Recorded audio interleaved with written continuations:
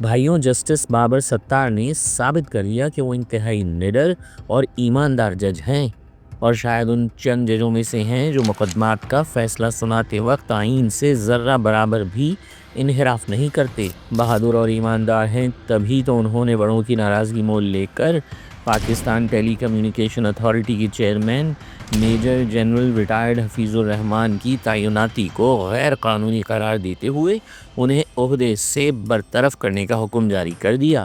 Justice Babar ستار نے اس حکم کے ذریعے یہ بھی ثابت کر دیا کہ وہ بالکل غیر جانبدار ہیں۔ بھائیوں، ہم نے جسٹس بابر ستار کو یوں ہی لفاظی میں غیر جانبدار نہیں کہہ دیا، وہ واقعی غیر جانبدار ہیں۔ اگر وہ جانبدار یا منتقم مزاج ہوتے تو ایسا کوئی فیصلہ نہ سناتے جس سے پی ٹی آئی کو ریلیف ملتا ہو۔ معلوم ہے کیوں؟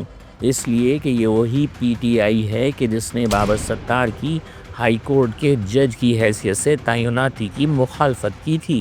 دسمبر 2020 کی بات ہے جب پی ٹی آئی کے رہنما علی محمد خان نے 8 رکنی پارلیمانی کمیٹی کے اجلاس میں ووٹنگ کے موقع پر بابر ستار کی مخالفت میں ووٹ ڈالا تھا۔ بھلا کیوں؟ اس لیے کہ وکیل بابر ستار کے اخباری کالموں اور ٹی وی پروگراموں میں تبصرے پی ٹی آئی کے خلاف جایا کرتے تھے۔ اس لیے کہ وکیل بابر ستار کے تبصرے جج بابر ستار کے فیصلوں کی طرح آئین اور قانون کے عین مطابق ہوا کرتے تھے، اور پی ٹی آئی جو اس وقت حکومت میں تھی وہی کچھ کر رہی تھی جو موجودہ حکومت کر رہی ہے، یعنی آئین اور قانون سے روگردانی۔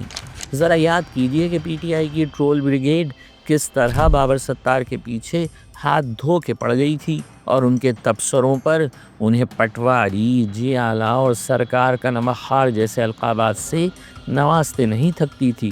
جیو کے پروگرام رپورٹ کارڈ میں تو ارشاد بھٹی نامی صحافی کو خاص طور پر اسی کام کے لیے چھوڑا گیا تھا۔ لیکن بھائیوں، تحسین کے مستحق ہیں جسٹس بابر ستار، جنہوں نے اس سے پہلے بھی کئی ایسے احکامات صادر کیے جن کا فائدہ براہ راست پی ٹی آئی کو پہنچا۔ جب 9 مئی کے واقعے کے بعد پی ٹی آئی کے رہنماؤں کو ایک کے بعد ایک مقدمے میں الجھا کر جیل میں قید رکھنے کا سلسلہ جاری تھا تو یہ جسٹس بابر ستار ہی تھے جنہوں نے پی ٹی آئی کے رہنماؤں شہریار آفریدی اور شاندانہ گلزار کو ضمانت پر رہا کرنے کا حکم صادر کیا تھا، اور ساتھ ہی ساتھ آئی جی اسلام آباد اور دیگر افسران کے خلاف توہین عدالت کی کارروائی کی وارننگ بھی دی تھی۔